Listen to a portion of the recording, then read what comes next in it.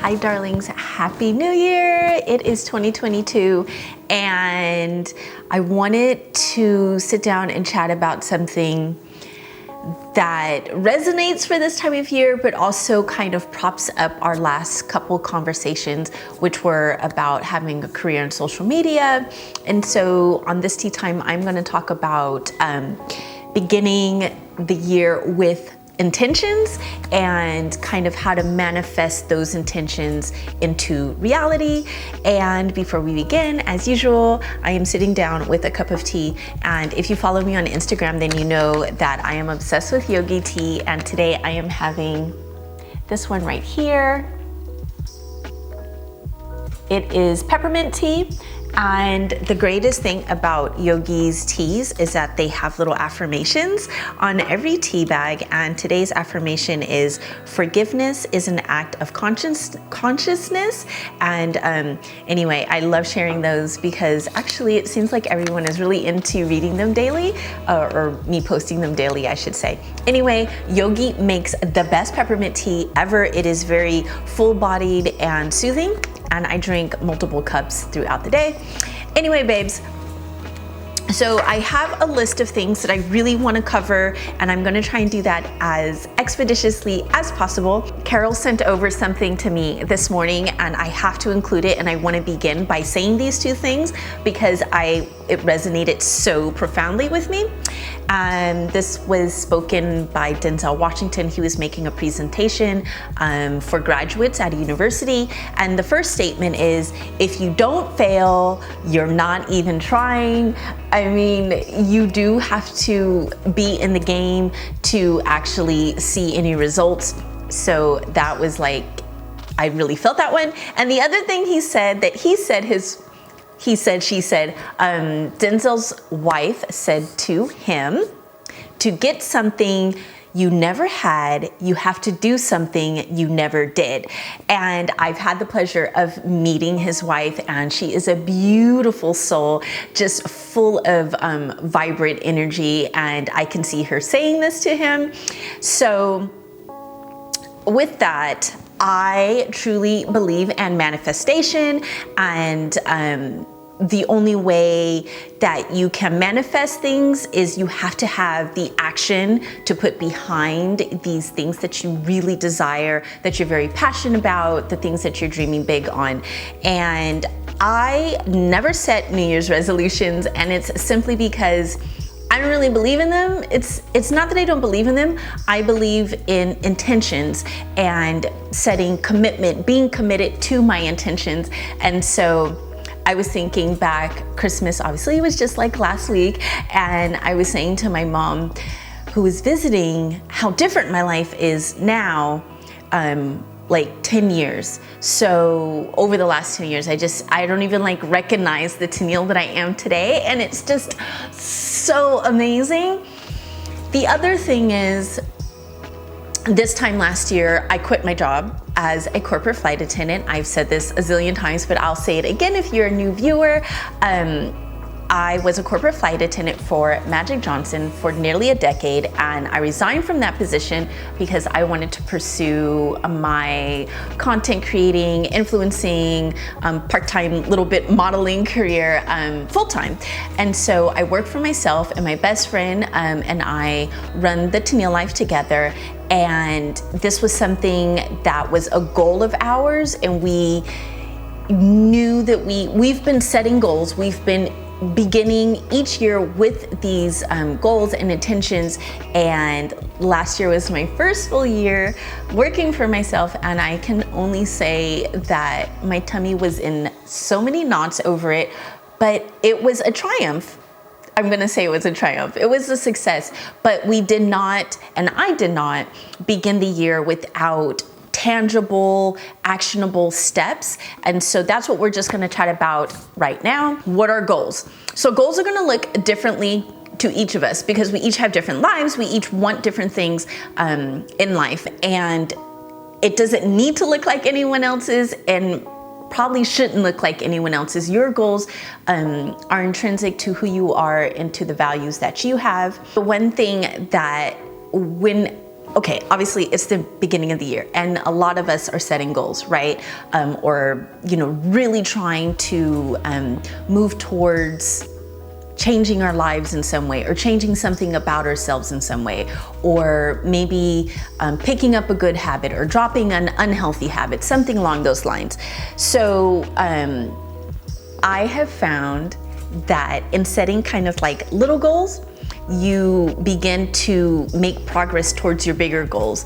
And so that kind of takes me to the topic of why goals are so important. And I believe that goals are so important because they make you feel good when you accomplish them.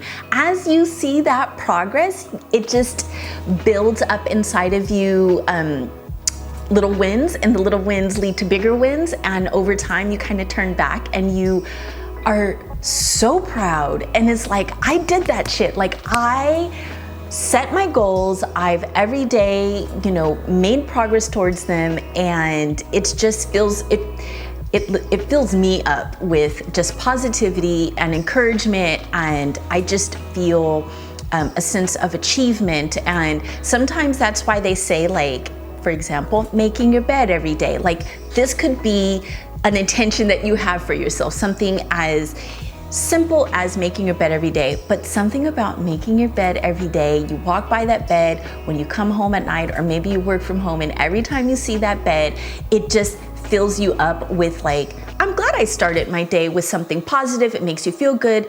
It just sets the day right.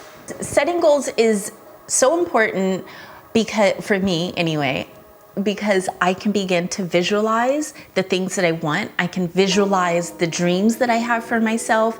And now that I know what I want, now I need to set a plan or make a plan. How do I accomplish that? How do I achieve that? And so, for example, there was a time, and I told Carol I was gonna use this example, but anyway, if you follow me on Instagram, I, just before Christmas, had my teeth cleaned. And there was once upon a time where I didn't have dental insurance, and so I hadn't had my teeth cleaned in literally like years and years. So when I finally got dental insurance, I went to the dentist and had my teeth looked at, and my gums were a mess. And although I didn't have any cavities, which is great, my hygienist said that my gums were kind of separating from my teeth. And she really educated me about the health of my gums and all of this stuff. Anyway, so I had this deep cleaning, which is great. So now my teeth are, basically on the mend. And by the way, this was a few years ago that this series of events happened. And she basically told me, switch your toothbrush. So I had to invest a little bit in my teeth, right? And she said, you need to floss every day. And my teeth are really close together. So she's like, you really need to do a string floss, which is probably gonna take a little more time. But if you do these things, I promise you, you will see an improvement in your gums. And I had to go to the dentist the hygienist every 3 months. And every time I would go, she'd measure my gums and she would say, Tennille, oh my gosh, I see a little improvement here. I see little pockets there. Like you can improve in these areas. So another 3 months go by, another 3 months go by. And I would say about after a year, she said, I don't think you need to come every 3 months. I think we can do this every 6 months because your teeth are so greatly improved. Your gums have reattached to your teeth and so forth. Anyway, so fast forward to just last week when I went to the dentist and I saw my dentist and he was just like, basically I sat in the chair and I popped right back out because he looked at my x-rays, he looked at my teeth and he was like, oh my gosh, there's just some people that don't even really need to come to the dentist even every 6 months. And I think you're one of them. And I could not believe it. It was like music to my ears. And I'm trying to give you the most simple, basic, mundane, everyday life experience that it was really important to me to improve the health of my teeth. I really want my teeth to last my entire lifetime. And I feel very proud of that little progress that I made every 3 months when I go in. And so now, fast forward like 3 or 4 years later, maybe it's even been 5 years later, the dentist is like, gosh, you don't even need to come in every 6 months. But I have habits that I have set for myself, intentions that I set for my teeth. And again, I want to mention this as like the most basic thing, because I think at this time of year we hear so much about weight loss or finances, or maybe you want to quit smoking and things like that. And these are just such huge life-changing goals. And sometimes goals, setting just like a small mundane goal is very gratifying. I find the whole dental thing as like the most gratifying experience for myself. And I'm sure there's things in your life that could be something so small but meaningful, and setting those intentions in small ways, I'm telling you, it just tumbles out into every area, every crevice of your life. I find that every single day I really wake up saying, what am I going to do to move me closer to some of my bigger dreams and bigger goals? And so what I'm talking about is how to accomplish goals. And so I'm just gonna run down my list that I have here. The first thing that I full on believe in manifesting the things that you want for yourself is write them down. Something about putting pen to paper really brings them into kind of a solid form, and you can visualize it there on paper. Be specific and be realistic. Don't be vague. Don't just say, I want to be healthier. Maybe what you really want to do is lower your cholesterol. So then you begin to look into what can you do to lower your cholesterol? Maybe it's exercise, maybe it's adjusting some things in your diet, that kind of thing. So very specific, your goals, keep them nice and concise, and then that way you can really pinpoint and target the things that you need to do in order to accomplish that one specific thing. Break down your goals into action items with deadlines. So keeping with the idea of lowering your cholesterol, I want to stop eating this, I want to eat more of that. And then bring that into your daily routine, your weekly routine, times of day, and all of those things. So then you have like actual it's almost like a little mental checklist, and this could be an actual physical checklist that you make for yourself. Most importantly is, okay, so week 1, week 2, you're good, week 3, and somehow in there we tend to fall off. And I think the number one thing that you have to say to yourself with the intention before you even begin, you have this goal for yourself, you have to say, I'm prioritizing me. I am going to be accountable to me. This matters to me. I am passionate because I love myself, and this matters to me. People want the support of everyone around them, and they want everyone in on the goal and all of the things that matter to you. But at the end of the day,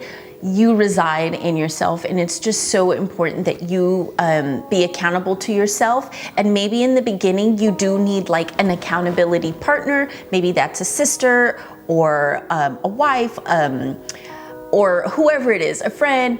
Maybe you do in the beginning need someone to be accountable to, but also remind yourself, this is for me, this matters to me, so I am going to prioritize this for myself. The other thing that I have here is, remember when I was talking about having those like little wins, like making your bed every day?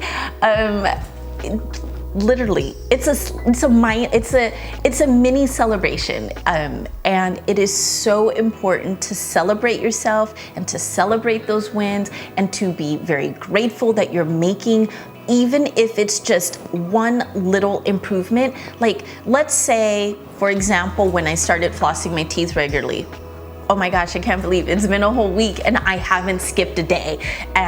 Or it's been a whole month, I haven't skipped a day. You have to celebrate those wins. You have to celebrate whatever little step that you've made forward. Be sure to pat yourself on the back and give yourself a little reward, whatever it is. I am a big fan of gold stars and pats on the back. I always tell my family that. I'm always like, I deserve a gold star today because of whatever I did. Be positive, be motivated. Again, I there's so many things that come along with being positive and being motivated. I won't like digress into that, but basically for myself, how I stay positive and stay motivated is I try my best to start the day with things that make me happy. So it could be something so simple for me. I'd love to exercise, and I try to either listen to happy music or watch like a happy movie or something that fills me up with happiness. It literally will. I'm very sensitive in the morning, so starting my day with positivity keeps my mind and my attitude and my mindset positive, and I feel motivated and I feel great and I feel engaged with my life and the world, and then I'm already on the path to accomplishing and achieving my intentions for myself. I think the final thing that I want to mention that I have here is more than anything, and especially at this time of year, and it's pretty much why I don't like resolutions, because I feel like it's not lasting. And I want anyone who wants to begin this year with new intentions, that this is a long-term commitment. Tell yourself that this is not temporary. I am trying to make lifestyle shifts here. So with these intentions you have for yourself, this is not a quick fix. Quick fix is not sustainable. And last month when we did Tea Time, there was a comment from someone saying that I really hadn't touched on how you grow your audience, for example, like on social media and everything.